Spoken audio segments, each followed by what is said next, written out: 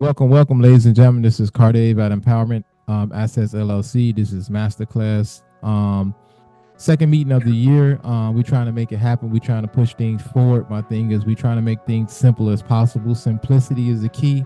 We're not always looking to be the best trader. We're just looking to be a profitable trader. We're looking to be a trader that's in control of our own destiny.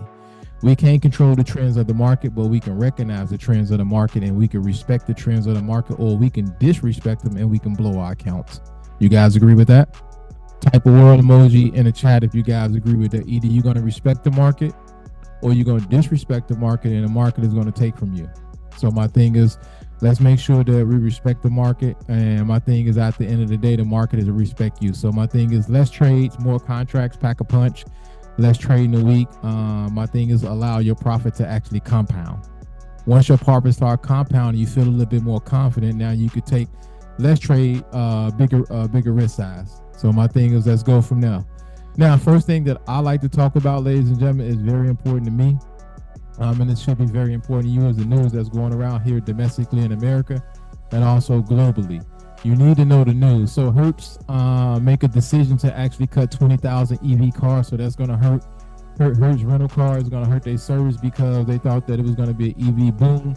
But the EV boom didn't happen like they expected to happen. So a lot of people wasn't actually renting the EV car. So now people that's looking to own EV cars, they can get it at a fraction of a price because they're going to be selling 20,000 EV cars and they're going to have to offload them really fast. So you'll be able to get them at a cheap price, 50%. Some probably 35%, some a little bit higher than that. Depends on how fast Hertz looking to actually get rid of them. Now, after a big tech layoff in Silicon Valley, ladies and gentlemen, they saying the stranglehold on monopoly of workers is actually shifting to other parts of the country, like Texas, Florida, because billionaires is moving their facilities and their plants to Texas, Florida, and many other states that actually grant them different provisions and tax credits and tax benefit. Now, Bitcoin tumbled, ladies and gentlemen, after the said ETF was launched. I want to talk about this for a second. Bitcoin is the future. My thing is, they want to tokenize everything that we actually deal with. Tokenize rent. They want to tokenize mortgage. They want to tokenize grocery stores. Everything is probably going to be on a digital ledger as we continue to keep on moving forward in the future. So Bitcoin getting the ETF approval is beneficial to people that owns the Bitcoin. But if you don't own Bitcoin and you're trying to buy it through an ETF, which is not a bad thing, but if you own it through ETF, you never officially actually own Bitcoin. So if you can get your hands and like literally own a percentage of Bitcoin, to me, it would be more beneficial than owning the ETF. But if you just want to own the ETF and then you really want to make money from the ETF, you can do that as well. Now, Bill Ackman, if anybody know who he is, he's a billionaire investor on Wall Street. He's famously known from losing over $400 million on Netflix. I'm pretty sure he having size back into that position. But he's saying the Feds might rapidly move on cutting interest rate, so which would be a beautiful thing. My thing, if they cut interest rate, the market actually can explode. We can get above 5,000. 5,300 is my highest mark. I think they can hit. My thing is, we can't pull back from there, and we can actually close the year out below 44 and around 45-ish. So my thing is, we'll see how that actually work out. Now, Apple got overtook by Microsoft, most valuable publicly traded company to me, which is a beautiful thing. You need competitive competition. So they overtook them, which is a beautiful thing for both companies. This make Apple have to be more innovative. I think Apple have to switch gears and have to do multiple things outside of the scope of just the iPhone.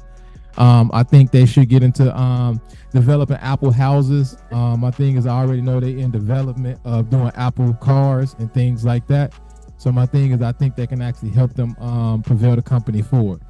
Now, the born on iPhone, they're going to have to do a lot of innovation because at the end of the day, nobody wants to continue to keep on upgrading the iPhone. So they got to do something that's going to be very shocking outside of just putting an extra camera. Now, $88 trillion in debt globally. I want you guys to think about this. This is a global debt. And how much debt do y'all think the United States own of this $88 trillion? Put it in the chat. Speak it out loud. 88 trillion, 35, 32 maybe. About 33 billion dollars in debt. So that's down there close to 50%, right? So one country owns $33 billion of $83 trillion in Trillion. debt. Yeah, trillion. Yeah. So think about that, ladies and gentlemen. The United States is in a pile of dog maneuver. So we have to do better as individuals because the country is not even doing good. right? We continue to keep on borrowing. They're going to continue to keep on taxing the citizens, and debt will never get paid down because they continue to keep on paying interest on the debt. And my thing is they're not paying the principal. Now, lawmakers are calling on regulators to actually review Navy Federal mortgage disparities. You guys heard the story. Navy Federal was disproportionately approving loan for different race of people at a different rate. It's very alarming. So my thing is, look into that. You can actually short a few rental companies. American Home for Rent is one of them. My thing is they was involved in it as well. Amazon will cut hundreds of more jobs, including the game streaming firm Twitch. I want you guys to look into that. That's very important. Starbucks was sued, ladies and gentlemen. So my thing is keep your eyes closed on Starbucks. This is not the first lawsuit. It's not going to be the last lawsuit. But it's important to understand that lawsuit after lawsuit is actually going to hinder a company reputation. So reputation is everything. So those are the things that we want to start thinking about. Reputation is everything. So if a company continue to keep getting sued, we want to make sure we pay close attention to what's really going on. Now, the risk and reward, I want you guys to understand Warner Brothers and Discovery and Paramount is thinking about merging, but they can't merge until after April because they did a merger before, a couple of years before this, Warner Brothers and Discovery. So my thing is they have to pay a healthy tax penalty if they merge. So after April, we can look for that merger to actually shape, and it might take into 2025 for everything to complete itself. Now, quantum mechanics uncover hidden patterns. So my thing is quantum computing. Computing is actually taking over the world. My thing is they're going to be able to pinpoint exactly what price is happening. They're going to be able to use physics and things like that. They're going to be able to use people everyday pattern and what people sold, what people research to actually affect them to trade options, trade futures, to be able to buy stocks and things like that. Now, Bitcoin ETFs saw $720 million flows into Grayscale. That's alarming, ladies and gentlemen. My thing is, I think that this is just the tip of the iceberg. I think more money is going to pile in. I think before the year is over with, don't fail me, I think we might get over 20 to the high end, low end, probably around $7 to $8 billion to flow in. Now, BlackRock CEO Larry Fink is thinking about multiple things outside of Bitcoin ETF. I want you guys to look into that. Now, Gary Gensler, y'all know he voted to approve the Bitcoin ETF. So my thing is, let's try to make it happen. This is the news. Now let's roll into what the things we need to roll into. I like Bitcoin, ladies and gentlemen. Bitcoin is currently below, let's say, capitalization rate. The highest rate was $1.3 trillion. My thing is we're well below that. But I say once everything starts rebounding, I think Bitcoin can overtake the $1.3 trillion market cap. And I think that we can head to 2 trillion, and then eventually we can go to 3 trillion. And I think Bitcoin would actually punch a lot of lights out. So I'm looking forward to actually seeing that and taking full advantage of that. So let's try to make that happen, and as we go and we continue to keep on moving forward. Now, let's talk about 3-bar play pattern. It's totally different from 3-bar setup when we're talking about the strat. So we're basically just looking at the last 3 combo bars. My thing is, no matter if you're to the rising or to the falling, which is the downside, you always want to look at the first bar, the second bar. If the third bar comes out above the second bar, you know that you're bullish. If the third bar comes out below the second bar, you know that you're bearish. This is just simple. These are facts. My thing is, you just got to be patient on a 30-minute and a 15-minute time frame. And above, my thing is a little bit more accurate than the 5 to 3 minute to 2 minute, because you can get a complete reversal on a 1 minute and then your trend is not solidified. So looking at these patterns on a 30 and a 15-minute time frame will do you a lot of justice. So let's get to the next slide, and then we're gonna talk about a few things. What is the inside bar? Let me know if you guys can see this picture, because this picture, it means a million words. Let me know if you guys can see this picture. Yes, sir. We can see it. All right, now explain to me, what do you guys think this picture actually is showing? What do you guys think this picture is showing? There's only one word that I like to use when I look at charts. Opportunity. Facts. Right? A picture shows you opportunities, ladies and gentlemen. No matter if the market is bullish or bearish, a picture should show you opportunity. So inside bar is simple, ladies and gentlemen. Inside bar represents a 2-bar pattern, where the second bar have a price range that is completely inside the first day price range. Y'all got that? It's that simple. So you clearly can see here, we got an inside bar here. So my thing is, if we break above the previous bar, we know that we're bullish. If we break below, we know we what?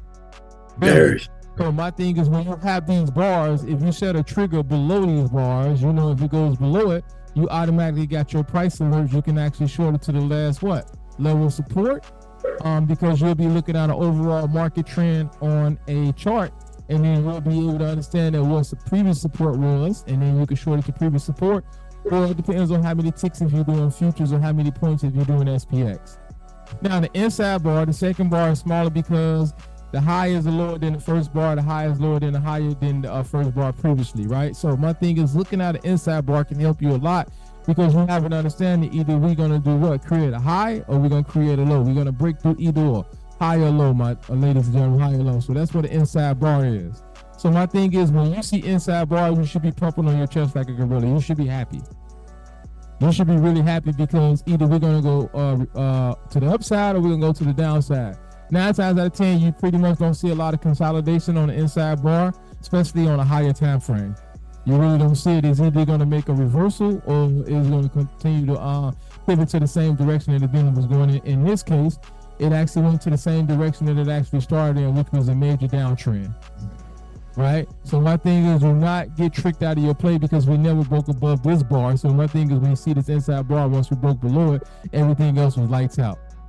Now, what is the inside day? Question. Go for it, B. Go for it, B. On that inside bar, you looking at it on the 5 minute or the 15? 15, 30. 15. Ty takes it out to the 4 hours as well. We do the daily as well. So 90 minute. But 15 and 30 to me is solid time frames. We kill them off of that. The 15 and 30. Yeah, It's simple. 15 and the 30. So the 15 and the 30 minute, we kill them off of that, Brandon. All right, cool. Now, to me, this is what every trader should understand, and every trader should know what's really going on when you come to here. This is very important. Now, this is an inside day candle pattern, right? So remember, these are 2-day patterns. We inside it because guess what? We didn't break the high. We didn't break the what? Low. So my thing is, once we break the high, we break the low. What happens, ladies and gentlemen? We automatically got a what? A trade. Yep. Right, so inside pattern is implying that a 2-day price pattern where the second day has a price range that's completely inside the first price range. So my thing is, we looking for a move to break resistance, and we're looking for a move to break what? Supported at what? That candle, right? We can say, hey, we break the high of this body or the low of this body, we could take this trade. Right? Initially, this is what I try to tell people. If we break below, right, and the trend of the day is bearish, 9 times out of 10, that trend is going to continue, right, on regular stocks, sometime majority of the time on SPX as well, and vice versa. If we break the trend to the upside and the trend to the day is bullish, 9 times out of 10, the trend is going to continue to the upside. So that's why you got to look at previous levels of resistance and previous levels of support. These are the targets you want to trade to. You don't want to actually mark all-time highs and things like that. You want to go to the previous levels of support, because you know you have a higher probability of getting back to those levels, because that's where the banks is crowded at. Remember, I told you guys, on Wall Street, when the bankers have lunch, they eat caviar fish, they eat caviar lunch sandwiches, caviar hot dog, caviar pancakes with your money. So your main thing is you want to be able to disrupt their lunch. So by the way you disrupt their lunch is by getting in a quality trade. A quality trade and making quick profit and actually getting yourself out of the trade. That'll get them back on the clock. They won't be able to enjoy their lunch. All right, now a doji. I like to trade off this. A doji is beautiful. And I think a lot of people fail to realize what a doji actually does on the chart. So a doji is a candlestick pattern. It shows a reversal, right? So my thing is, you got to open, you got to close, and then my thing is, you guys know the rest. How many of you guys ever traded strictly off of the doji? I love it. I love that doji. All right, so a doji is showing me that the reversal is going to be intimate. So my thing is, you're looking at the doji, long leg of the doji. It doesn't really even matter, ladies and gentlemen. I know a lot of people get confused with this a doji, right? This still is considered a doji. You got that? It's still considered a doji. We got dragonflies and gravestones, which we really like, because my thing is it's showing us reversals. So my thing is, when we see a doji, we want to take trades off of a doji, but we want to be very what? Calculated. So I'm gonna show you guys how you can actually do that and actually can pivot.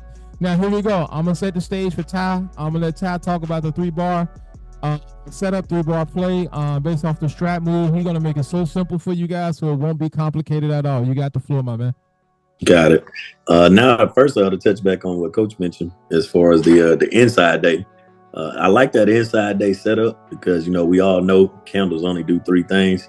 They're either gonna go up, down, or sideways, which is the same as consolidating.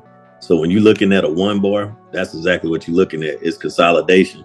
If we had a day like the chart that he had, where it was a big day the day before, let's say it was Thursday, and you was very bullish, but the next day on Friday, you had that little inside candle where it didn't break the high or the low.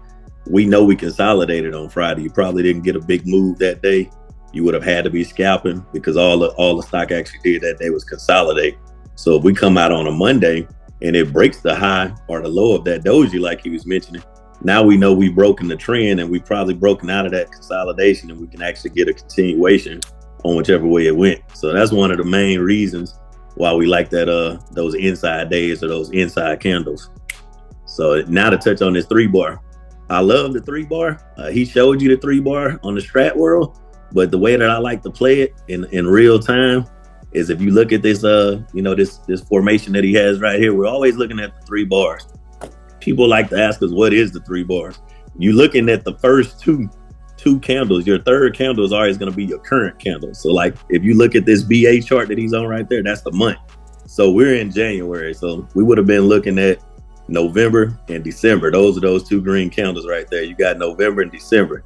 Now what you're looking for and what I will be looking for, you could play this up if you get the continuation, but I'm not looking for up. Because as you see, your left candle is always going to be your target candle. You know how they tell us to look to the left to find our past, previous ranges or price as memory. So we're looking to the left. So your middle candle is the candle that you're going in on. That's where you're going to take your entry. And then your left candle is your target. So you see that candle is going down, even though that's a bullish candle. You're trying to play for that target, which is the bottom of that candle. So you're going to be playing it down. So as soon as you break that middle candle right there, as soon as you get into it, you're taking that trade. And I'm looking at the last 3 candles as the setup that you see where I got inner calls. If you're paying attention, you see it's 2 different setups. Both of those would be a 3-bar. When you see I got the inner calls right here, we're looking at those, not the 3 candles, but push it over, coach. So they can see it's that doji in the middle, that red doji. That's what we would be playing our 3-bar off of in this scenario. So as soon as it pushes up, you see your left candle is your target candle, that red candle to the left. And you see profit target up there that I got above. All you're doing is entering calls. As soon as it breaks that doji, you're riding it up until it hits that left target. And as you can see, that green candle pushed not only to your target, it actually gave you a little bit more, but you could have got out right there at your target. But the candles that I was talking about when I first mentioned was these last 3. That's setting up for another 3-bar. So you just made money on the inner calls. As you see the lines right there, the horizontal lines, the inner calls and profit target. We made money right there already, and now a new month started, and we see another setup already forming. We could have taken our trade at the bottom of that green candle in the middle, and we would play it all the way back down to that green candle to your left.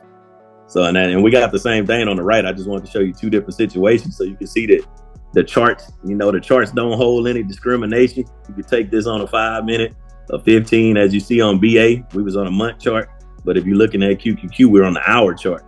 It's still the same setup. Once your eyes get used to seeing this setup, you can literally take this play on any time frame that you want.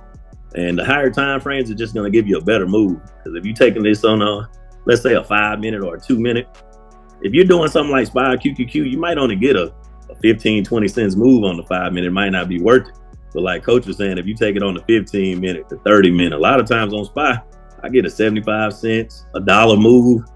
And when I'm trading the same day contract on something like that, I'm more experienced with the same days.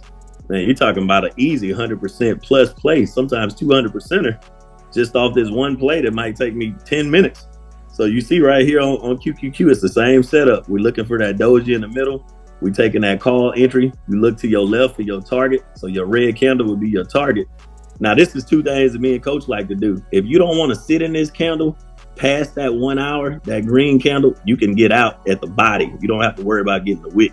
If you're only getting out at the body, then we already made our profit. But if you wanted to get that little extra money, which is the top of that wick, you wait on the next hour to come out. And as you see, when the next hour came out, it pushed up, broke that wick, gave you all of your profit target, which was at 408.41. and a little bit extra. So you would have made your money either way. And that's literally what we look for on every time frame. I mean, it's going to give you that setup 4 or 5 times a day. You can't leave that sauce out like that. So y'all heard what he just said. You took your trade here, right, at 405. We broke above. We hit 408, right? Our target was 411, right? Even as we continue to keep on climbing, we did hit 411. It got a complete what? Rejection. Yep. So it actually cleared house, ladies and gentlemen. It cleared every level that he was talking about. Is you willing to sit into the trade? No, now my thing is don't be gutsy when you already took profit here. And if Absolutely. you took profit here, my thing is don't worry about this setup. This is dead because you had the perfect setup right here on the hour. Right? That's when those runners come into play too. You know, if you got 5 or 6 contracts, if you had 6 contracts and you sold 4 of them at your profit target, because you want to lock in some profit. We're not trying to gamble. We're trying to be profitable traders. So we're going to lock in 4 of those contracts at the profit target. And if you want to leave 2 runners and see if it keeps going and get those extras, by all means do it. But what I like to do, if I leave a runner and it comes back down, if it pulls back to where my first profit target was, I'm getting out right there. I'm not going to let that green trade go red on me when we already hit profit. Facts. Now watch this. This is something that's gonna blow everybody mind. I know a lot of people don't like to do this, but we got a double doji pattern. To me, this is one of the most beautiful patterns that's undertraded. The double doji pattern is consistent 2 candles, one after the other. It represents a solid what? Reversal pattern. So if you see 2 doji patterns, ladies and gentlemen, you can either trade above it or you could trade what? Below it. But you see how we was completely going into a downtrend? And we got the double doji. Once we broke above the first doji, right? Everything else is pretty much what? Uptrend. Yep. Solidifying your what? Reversal. What I like about those double dojis, Coach, I like to say, you know, the candles is telling the story. It's kind of showing you that play is running out of steam. Like you got that Maribosi candle, that red Maribosi. It was a super strong candle, super strong bearish candle. And then you had two little, you know, basically dojis right after that. Like we all know dojis mean inconsistency, you know, neutral, you know, nobody has control of this, the buyers or the sellers. So that's showing you that if the sellers had complete control and now you're neutral for 2 straight candles, they've lost power. They've lost steam. It's starting to go the other way. That's a fact. That's why I say, ladies and gentlemen, these double or dojis, you have to start looking for them. You can actually program them in your scanner, and then you can see what charts on a larger time frame actually have them. Now, another thing, double doji, I'm gonna point this out this week. This is gonna kill you. This is gonna make you feel real comfortable. So, double doji, right? We already know what it is. Higher probability of a sustainable reversal. Now, AXP, American Express, actually have a double doji, ladies and gentlemen, on a higher time frame. You guys see that? 1, 2. We had a complete uptrend, a double doji can. We had a complete what? Reversal. So now all we're waiting on, if we're gonna see if this pattern actually what? Continues. All right, so AXP, ladies and gentlemen, write that down. They have a double doji on a higher time frame. One thing, if we do continue to the downside, I know they report earnings this week. This can be a banger. This can be a 10 to 15 point drop because we can actually come back down to previous levels of support. Now, let's talk about what is the Pearson line candlestick pattern. Is represented by 2-day reversal patterns on a daily chart for a strong bullish trend to the downside or vice versa, ladies and gentlemen. So basically what we're looking at entry, we're looking at our stop loss. So your entry is above, your stop loss is below the wick, right? And vice versa. If you're going bearish, your entry is below the wick, and then your stop loss is above the wick, right? So we're looking for reversals, ladies and gentlemen. That's basically what the Pearson is showing. We got a 2-day, either you're going to take it above or you're going to take it below. That's simple. We don't want to make things complicated. Keep it simple. We're taking our trades above and below, and above the wick, we're going to actually set our stop losses. All right. Now, what is a hammer? I like to trade hammers, and I hope you guys been trading hammers as well. So, hammer is a bullish reversal pattern that appear after a long bearish trend. Y'all have that? A long bearish trend, right? So, there are 2 conditions that can affect the strength of a hammer. A long downtrend, the failure of sellers and the presence of buyer from a random place are more reliable than a handle candlestick. So my thing is, if you have a lot of buy-in come in the market, the hammer will form, but that hammer can turn into a Miraboji. We looking for Miraboji, ladies and gentlemen. My thing is Miraboji is your friend. That's a strong presence of a Japanese candlestick, let you know that buyers are in complete control or bears are in complete control. My thing is we looking for those, right? So after a hammer, we know that if we get a Miraboji, we know that the trend is solidified. We know that the trend can actually carry weight. It can continue to the upside or to the downside. All right, now let's look at what does a hammer candlestick looks like, ladies and gentlemen. We know what it looks like. No matter what color the hammer is, it could be red, it can be black, it can be blue, it can be green. It doesn't really even matter. The color doesn't hold weight. Did y'all just hear what I said? The color doesn't hold weight. Did y'all understand that? The color doesn't hold weight. Now, if you look at this pattern at the bottom, we know this is support, right? So my thing is, I try to explain to people, this is support. We bounced up, we came back down. So my thing is, this is a key area of support. We got two hammers, a green one here and a red one here. We went back to the area of what? Resistance, and then we broke out. It doesn't matter. All right. Now, what is the head and shoulders? I try to talk about this a lot. What is the head and shoulders? My thing is, we try to keep it simple. We have a head, we have shoulders, and then we have a neckline. Once we break the neckline going to the downside, we know that we are bearish. If we break the neckline coming from the upside, we are bullish on the inverse head and shoulders. These are simple things, ladies and gentlemen. You have to run it up. You have to run it up. These are simple things. Continue to keep on identifying the trends, right? We continue to keep hitting these levels. So you know if you're trading the head and shoulder, you got a left shoulder, you got the head as the apex, then you got the opposite shoulder, which would be the right. So my thing is, once we hit the apex, you can short it back down to the opposite side of the shoulder. And if we do break the neckline, that trend and that pattern continues to the downside. All right, now, weekly picks. I just got one this week. I got PayPal calls above 62.20, $60 call, $75 call for next week. And then we got PayPal puts 60.10, below 60.10, $60 puts for this week. If we do tank when they do report earnings, I think we break back down to 55, 52-ish. If we do go to the upside, 65, 68 is the target, but I like the $60 and $65 call because we want to get paid this year. We don't want to stretch these trades out too long. We don't want to go too far off the money. I got 3 minutes for questions, ladies and gentlemen. What questions do you guys have?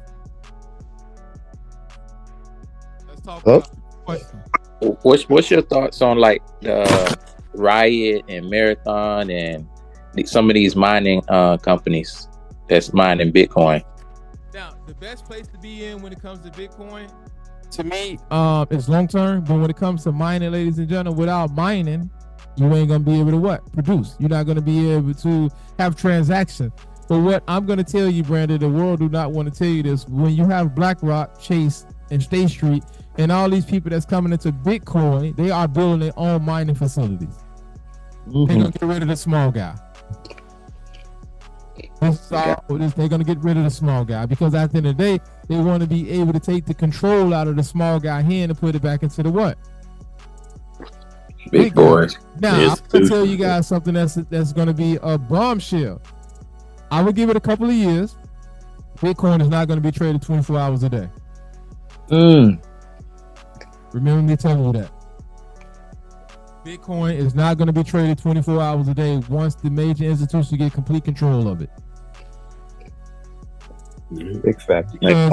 Why would you allow something to trade 24 hours a day? My thing is now you are losing money around the clock. If you can actually limit it like options, you know that you can do what? Set up your position. You know that you can set up your power play. All right, give it a couple of years. Bitcoin is not going to be traded 24 hours a day. Give it a couple of years. Because my thing is, it's going to be institutionalized. They're going to own all of Bitcoin, right? So that's the reason, the purpose of creating ETFs, so they can be able to control the market. So they won't be able to move the market. This is what we call market makers, market movers. This is what we call whales. BlackRock, State Street, and Vanguard is not buying cryptocurrency just to be buying cryptocurrency. They want to be able to control the masses. They want to be able to tokenize all these cryptocurrency. So buy Bitcoin, buy XRP, buy XLM, buy Ethereum. My whole thing is, I think XRP, I know it's going to be the winner. So my thing is continue to keep on buying that.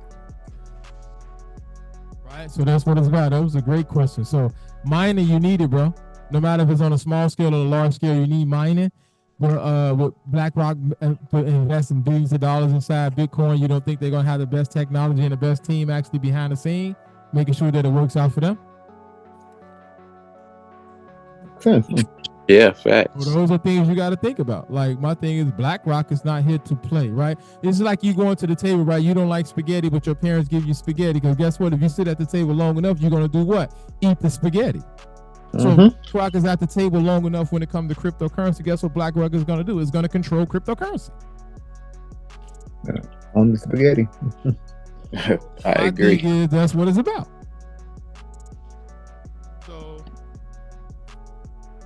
So that's what it's all about. Ty, I don't know what you put in there. Say it out loud. I ain't hear you. Oh, someone had asked you what program is being used. I told them the charts that you were showing was based off of TradingView. TradingView, and the price points was based off of Chicago Board Exchange. Coach, pull up Riot on the day candle. All right, let's pull it up, and then after that we'll have 2 minutes. We out of here. Let me see if I can pull it up. Riot. Since you asked that question, Brandon, you guys go Riot we went over at $3. Nobody listened. Now they sick. All right, daily. Zoom in on the last two, Coach, on the last two candles. There we go. All right, guys, this is what we just went over on the call, right? So he asked about Riot. This is a 3-bar setup. Like I said, the third bar will be your current candle. So all we have is 2 bars right now, which is why I wanted to show you this. So if it breaks above that second candle, which is $12.76, that's when I would take that going back up. Oh, okay. Got it. But my thing is, watch this. We always say look to the what? Look to the left. So if we break back up, but guess what? Watch this trend line. This is why it's very important to listen and pay attention. Right? We're currently sitting at what? 1173, right? Yep. Right. So my thing is, what would you take trades at, ladies and gentlemen? Be patient. Watch it. What would you take your trade at? To the down or to the up? To the downside. What would you take your trade? The 8. Let's Think see. about it. All right. So this is on a daily, right? So that's what you have to do. Go to the left. To the 15-minute time frame. You ready for this? You see the previous level, right? 11.70. You'll take it below the what? Day's low. Yep. Johnny's right. You got to change it. You have to change the time frame. You have to change it, because when you don't see you don't want to force a trade. If you on a daily, you say, "Oh, it look like that on a daily." So you say, "Well, no, I'm gonna drop it to the 15-minute time frame. I want to see where the action is at. The action is at the low of the day." Yes, sir. Make 11.20. You already know you can do $12 and $11 what puts. Oh, make it cheap for yourself too. There you go. 11.72. I like it. So that's what it's about, ladies and gentlemen. My thing is, we're gonna wrap it up. I ain't trying to keep you guys too long, but I got some more weekly picks for us. That's just a weekly pick I wanted to put out to everybody. I got a few charts. I know Ty got a few charts. We're gonna share with you guys. And then my thing is, the market is closed tomorrow. Martin Luther King Day, ladies and gentlemen. My thing is, show some respect. He did pave the way for a lot of things. No matter if you like it, at the end of the day, you got to respect it. Mm-hmm. In life, we're not gonna always love everything, but my thing is, I don't care who it is. Tomorrow's the federal holiday, and then if Chick-fil-A is closed on Sunday, no matter who you is, you can't open it. Mm-hmm. So you can't even open up Chick-fil-A. Right. So my thing is, let's make it happen, ladies and gentlemen. I'm proud of everybody. I want everybody to continue to keep on growing. I want everybody to continue to keep on building. And I'll upload today's video in a couple of minutes, because I ain't got nothing really to do right now, but relax, soak in life. My thing is, ladies and gentlemen, Coach, hold on. I got one question. For that 3-bar play, right? I just want to know the concept of, like, okay, if you start your day off, like, let's say if you're studying a chart, what time frame would you start it, and what's the smallest time frame you would look at it for? Always look to the daily first. Daily first? Yeah, because you want to see what the previous day. So let's say you start option trading on Wednesday and you didn't see what Tuesday and Monday does. You always want to look at the daily so you can see what the highs and the lows are. So that's what it's about. So like I said, ladies and gentlemen, we in the masterclass. My thing is, we're gonna do some futures trading this week on paper trading for you guys, so we can get you guys trained up, because it's time for us to start trading these micro minis. There's a lot of money that's about to be made in the market. And then my thing is, we're not going to touch Forex to the middle of the year, but we want to get you guys trained up on this futures.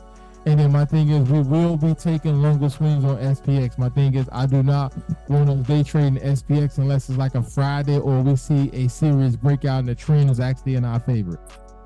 Yeah, I like that. Y'all enjoy your Yo, time. appreciate you. Appreciate you. All right. Thank you for the brunch yesterday, man. Appreciate it. Yes, sir. Anytime. All right. Peace.